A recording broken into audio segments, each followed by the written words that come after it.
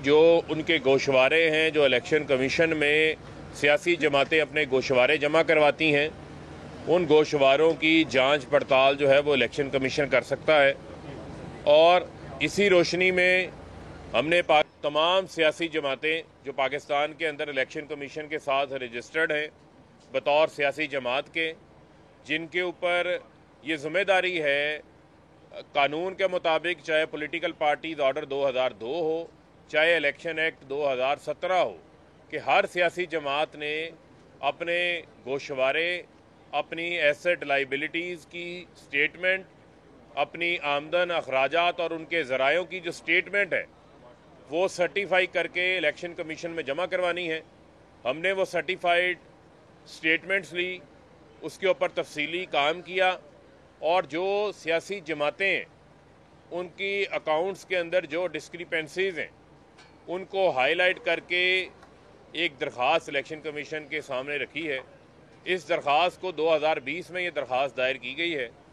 अभी तक इसके ऊपर जो है वो समाअत पर समाअत होती जा रही है, और बहुत सारी ऐसी सियासी जमातें हैं जिन्होंने, बल्कि मुझे आज पता चला कि आज नून लीग ने भी 7-11 की जो है वो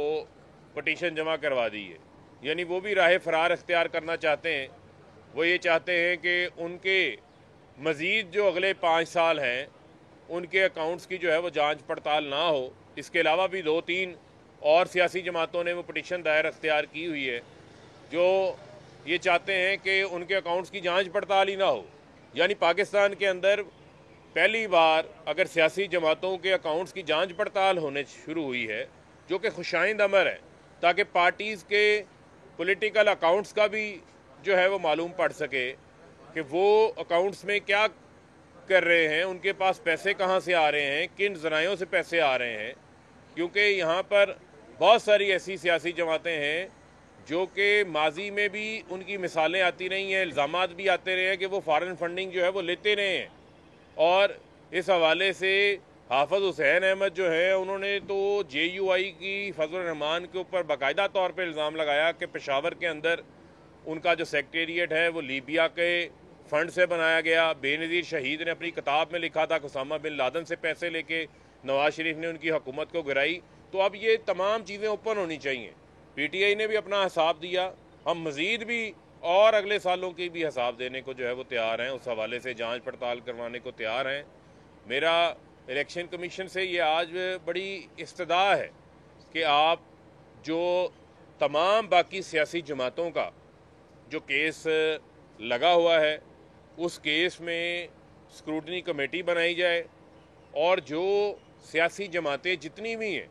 कोई भी सियासी जमात है वो पार्लियामेंट का हिस्सा है, इंतखाबात लड़ती है, इलेक्शन सिंबल जो हासिल करती है, उसके ऊपर ये कानून जो है वो लागू होता है। और मेरी इलेक्शन कमीशन से ये सदा है कि स्टेट बैंक ऑफ पाकिस्तान को आप ख़त लिखें और इन तमाम सियासी जमातों के बैंक अकाउंट्स को मंगवाएं,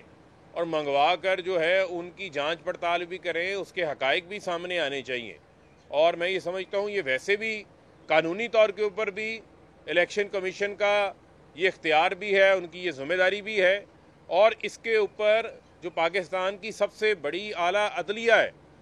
सुप्रीम कोर्ट है, उसका 2017 का, जिस तरह मैंने पहले हवाला दिया कि फ़ैसला भी मौजूद है कि इलेक्शन कमीशन तमाम सियासी जमातों की बशमूल PTI, बशमूल PMLN, पीपल्स पार्टी और जितनी जमातें हैं, उन तमाम सियासी जमातों के जो बैंक अकाउंट्स हैं उनकी जांच पड़ताल करें, ताकि मालूम पड़े कि कोई प्रोहिबिटेड फंडिंग है, कोई फॉरेन फंडिंग है, क्या तफसीलात हैं, जो एक दूसरे के ऊपर इल्ज़ामात रखते हैं उनके हकाइक क्या है, सच्चाई क्या है, ताकि पाकिस्तान के अंदर जो सियासी जमातों के बैंक अकाउंट्स हैं उन बैंक अकाउंट्स में जो है वो शफाफियत आ सके। तो मैं ये फिर अपना मुतालबा दोहराना चाहता हूँ कि स्टेट बैंक ऑफ पाकिस्तान को इलेक्शन कमीशन जो है वो इस हवाले से ख़त लिखे, जिससे तमाम सियासी जमातों के जो है वो बैंक अकाउंट्स को मंगवाया जाए।